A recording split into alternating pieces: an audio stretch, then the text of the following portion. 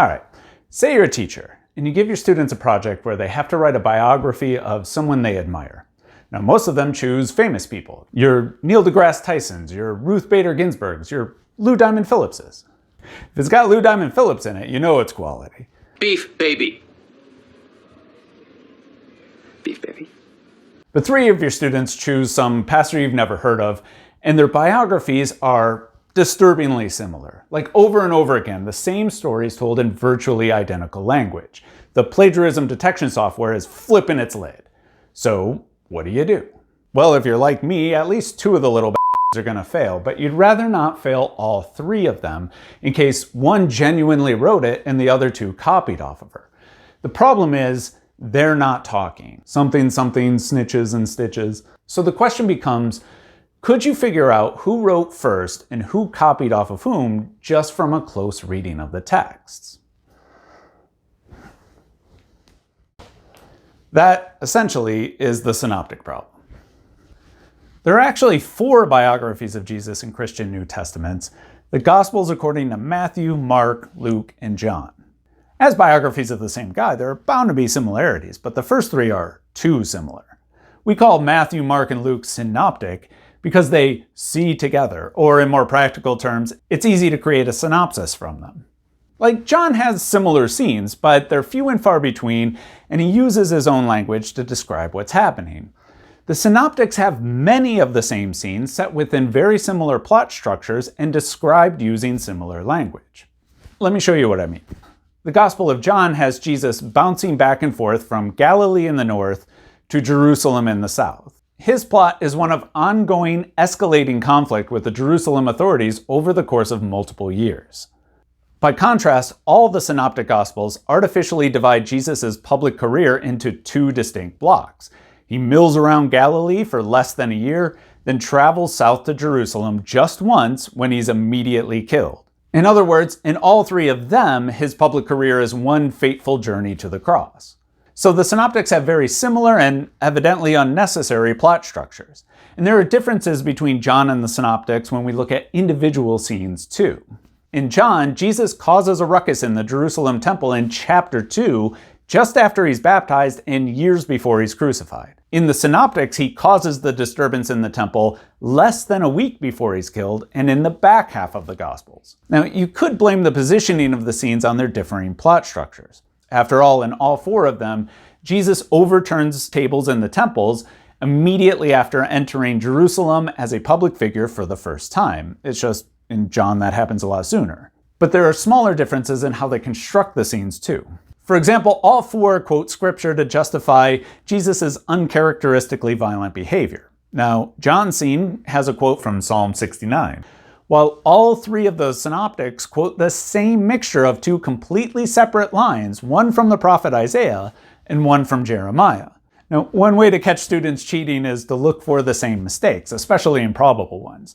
This is probably not a mistake per se, it's probably intentional. It's just even more unlikely that 3 authors would come up with the same conflation totally on their own. Either they read the same written sources or they read each other. While we're at it, let's look at the original language that John uses versus the synoptics.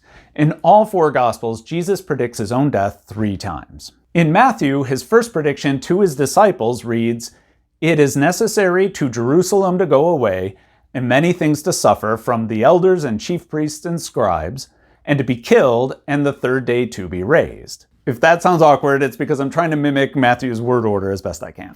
In Mark, Jesus tells the disciples, "It is necessary for the Son of Man many things to suffer, and to be rejected by the elders and the chief priests and the scribes, and to be killed, and after 3 days to rise."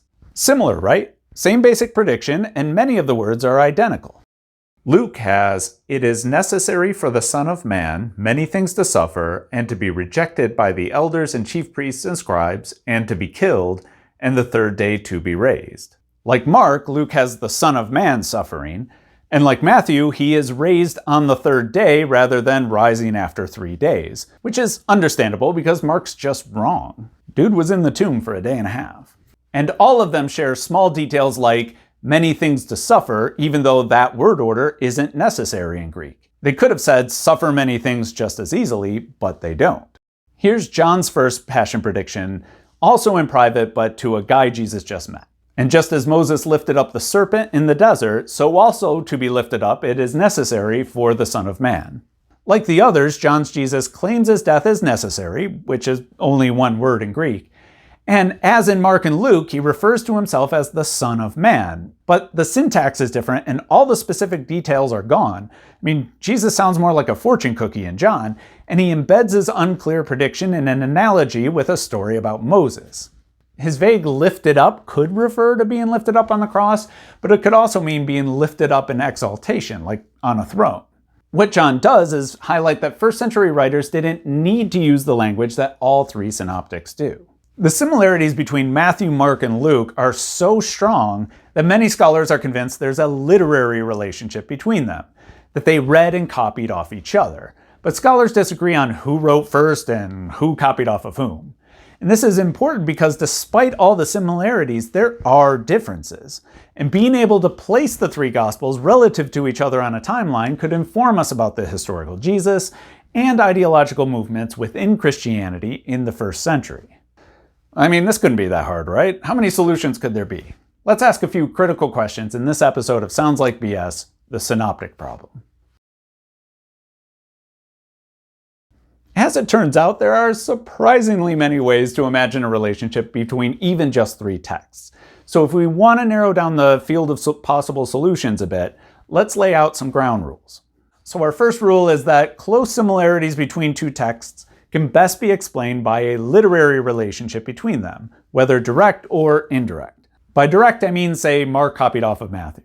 By indirect, I mean, say, Mark copied off of Luke, who copied off of Matthew, or Matthew and Mark each copied off of some third unknown text.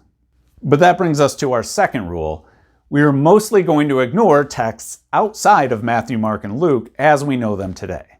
You'll see what I mean by mostly in a minute, but initially we're going to ignore similarities due to hypothetical sources, like, say, a trial and execution report that some Mark scholars think he used to tell the story of Jesus' death. If Mark used that source, then it's possible that Matthew and Luke used that source, and that's where the similarities come from. But for now, it's simpler if we just consider only the possibility that later Gospels copied off of earlier ones. Also, I'm going to ignore hypothetical earlier drafts of any of the Gospels, or these theories start to multiply like rabbits and get way too complicated. So with those initial rules in mind, how many solutions could there be? Let's draw a picture. First, we need Matthew, Mark, and Luke. Now, the vertical axis suggests relative chronology, with earlier text toward the top, later text toward the bottom. The first rule says that we need to have a connected graph between these 3 points. So this works, and even this works, but this doesn't. No free-floating Gospels. The second rule means that for now, I'm not going to add any more dots to explain the relationship. Matthew, Mark, and Luke are it. Okay. So how could just 3 dots be linked in connected graphs taking timing into consideration? Well, there are 4 main groups of scenarios. One we could call sequential. In this case, say Matthew wrote first, Mark copied off of Matthew, and Luke copied off of Mark without ever seeing Matthew. There are 6 possible sequences. There is a problem when there are similarities between the first and the third text that aren't in the medial text. In this case, Luke shares features with Matthew that simply aren't found in Mark. If Luke didn't get them from his source, Mark, and didn't get them from Matthew, where did he get them from? We also have independent scenarios, and again, there are 6 of them. 3 where 2 later Gospels independently adapt an earlier Gospel without knowing the other one, and 3 where 2 earlier authors independently write their own Gospels, apparently for the first time as far as they're concerned, and a third adapts his biography from both the earlier ones. In terms of chronology, this one differs from sequential scenarios, but graphically it's identical, so it runs into the same problem with similarities in the Gospels at the extremes. If they wrote independently, how do you explain similarities that they don't share with the one in the middle? Still though, one of these has quite a lot of support, so we'll see how they get around that problem. A third group has a ton of solutions, but almost no support as far as I've seen. Collaboration. Like, what if they just work together? There are 19 of these scenarios, man, depending on whether the earlier authors collaborated or the later ones did, and whether the odd man out was directly linked to both the collaborators or not. Plus, they could have all just written their Gospels together on a summer writing retreat in Antioch or something. Look, I'm open to anything, but I suspect the Synoptic scholars might dismiss collaborative solutions for two reasons. First, it's just a bit too coincidental. Like Mark and Luke just hung out while they wrote? Putting them in the same place at the same time is a really tight window for them to write their Gospels. Second, collaboration highlights the factual differences between them a bit too strongly. It's not just that they disagree on things, but they're like totally fine with disagreeing on them. If one wants to get creative without the other one knowing, then fine. But if they're all like playing jazz, then the Gospels start to look unreliable for the kind of historical work that scholars want to do with them.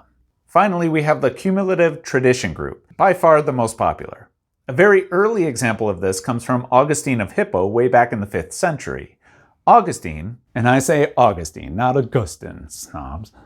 Augustine has the Gospels' chronological order match their canonical order. So Mark adapts Matthew, then Luke adapts Mark and Matthew. For him, every later author read all the earlier Gospels. And there are a couple advantages to this from Augustine's perspective. First, he just can't imagine a later author not knowing about an earlier Gospel, since for him, someone who reveres all three as scripture, they're just all so important. And second, his order reflects the Gospel writer's growing distance from Jesus, at least as he perceived them. According to tradition, Matthew knew Jesus, Mark knew a guy who knew Jesus, and Luke knew a guy who knew some guys who knew Jesus.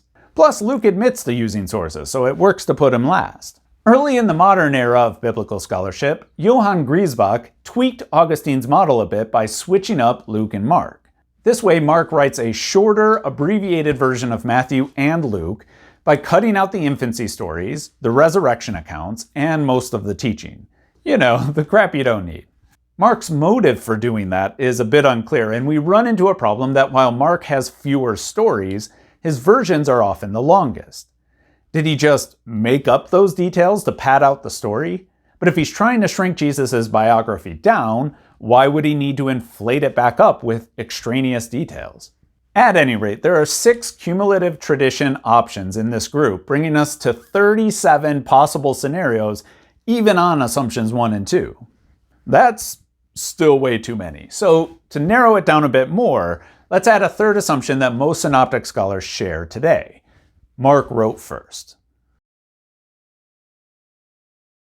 There are a few reasons to think that Mark is the earliest Gospel, some of them a bit too detailed or technical to get into here, but a couple are fairly straightforward. First, Mark is the shortest Gospel, and like I just said, it lacks some really important stuff.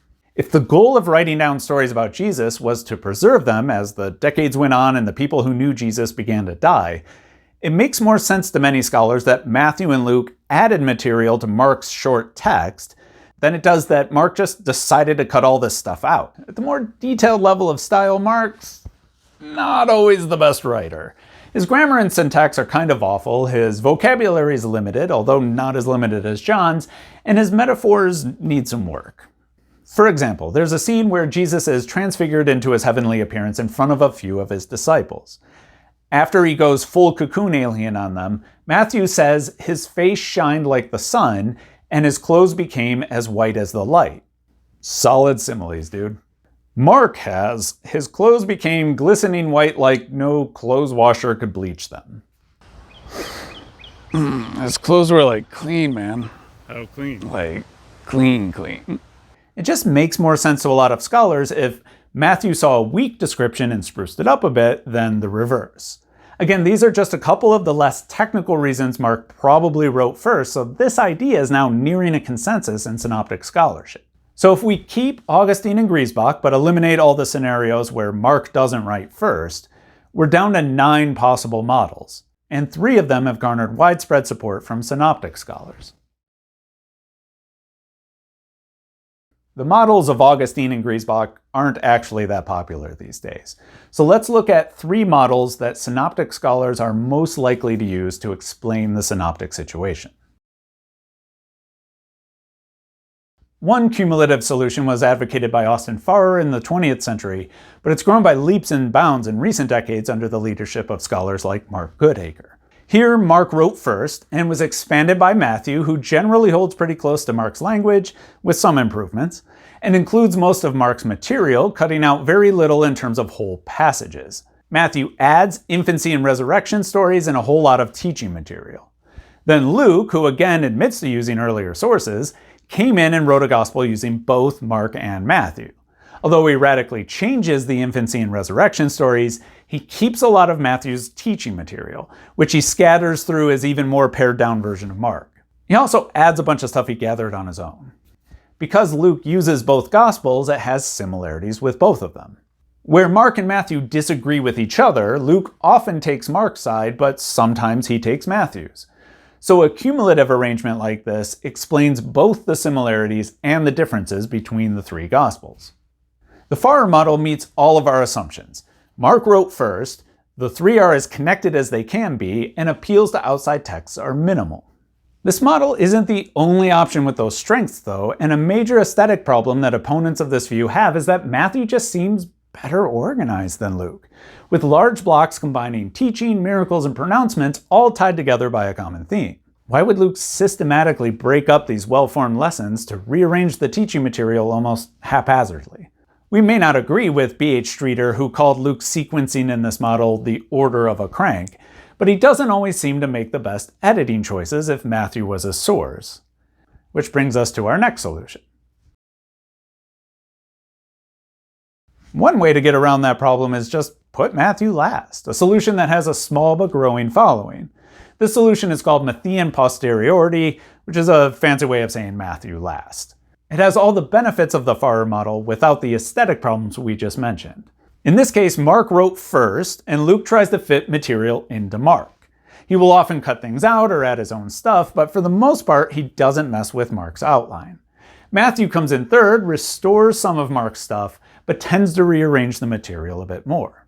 Where Luke is generally a bit more conservative with regard to the sequence of events, Matthew is more conservative to Mark regarding which events to include and how the stories are told. Like I said, the solution isn't exactly popular.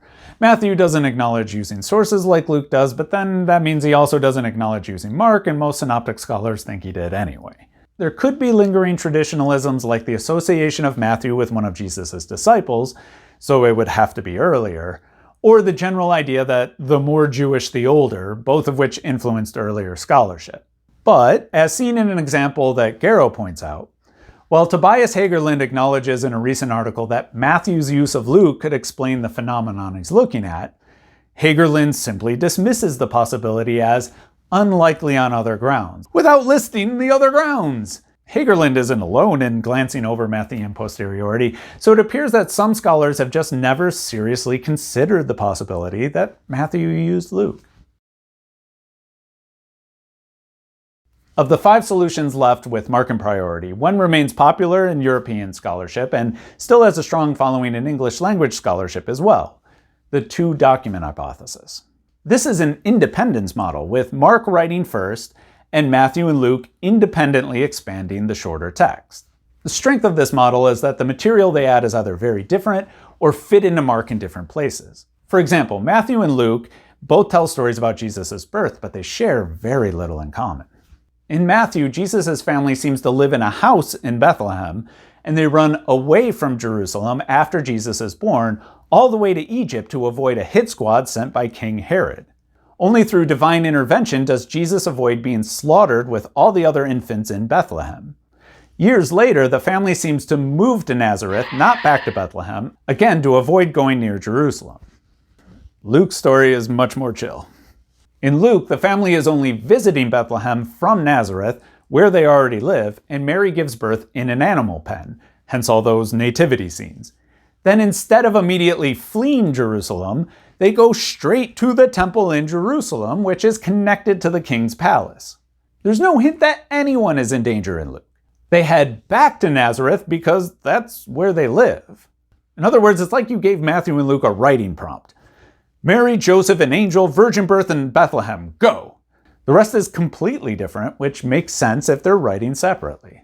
When they do have similar passages, as they do with the teaching material that they add to Mark, they never seem to add it in the same place. Supporters of this model think it's easier to explain these different treatments of Mark if Matthew and Luke are each doing their own thing, rather than one of them systematically rewriting or demolishing the editorial work of the other one. So far, all of this makes a lot of sense. The problem comes when the 2DH violates one of our assumptions. They add a hypothetical source. See, the stories about Jesus' birth and resurrection aren't really a problem because there's so little overlap. The plagiarism software barely notices. It's the stuff in the middle that's hard to explain on this model. That can be very suspicious. Compare Matthew's Sermon on the Mountain with Luke's Sermon on the Plain. There are some minor differences in wording, but by and large, a lot of the material is virtually identical. Those are the sort of matches in wording that started this whole mess in the first place. So if, on this model, Matthew and Luke never read each other, how do they have such closely matching sayings?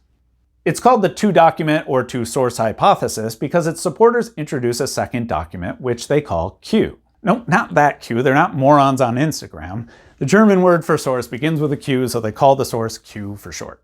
What 2DH scholars noticed was that most of the double tradition, the material shared by Matthew and Luke but not by Mark, is sayings, like the blessings. Sayings of the teacher was a genre of writing in the first century, and we know Christians were eventually writing this sort of thing since the Gospel of Thomas is basically one long string of sayings with small narrative interludes, like the material 2DH scholars think is in Q. So on the one hand, it's plausible that something like Q existed, or maybe even some smaller documents with sayings on them that both Matthew and Luke got their mitts on.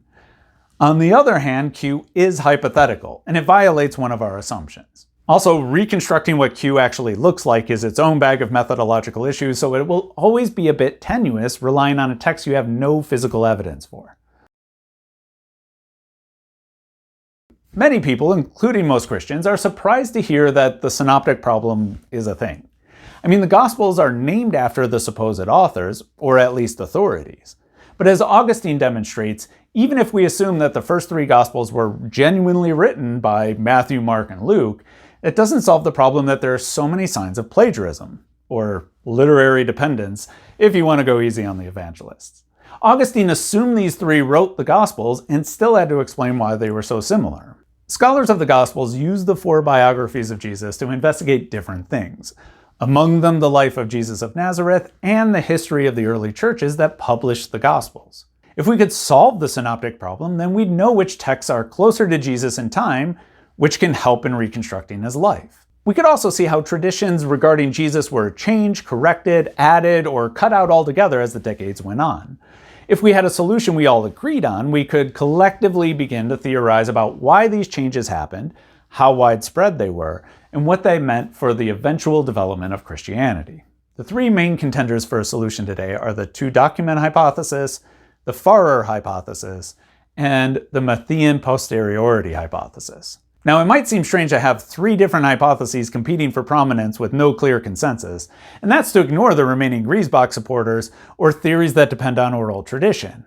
But keep in mind we went from this to this, all sharing the idea that Mark wrote first. So progress has been made. Look, I have to admit, I don't really have a dog in this fight, I'm more of a John person.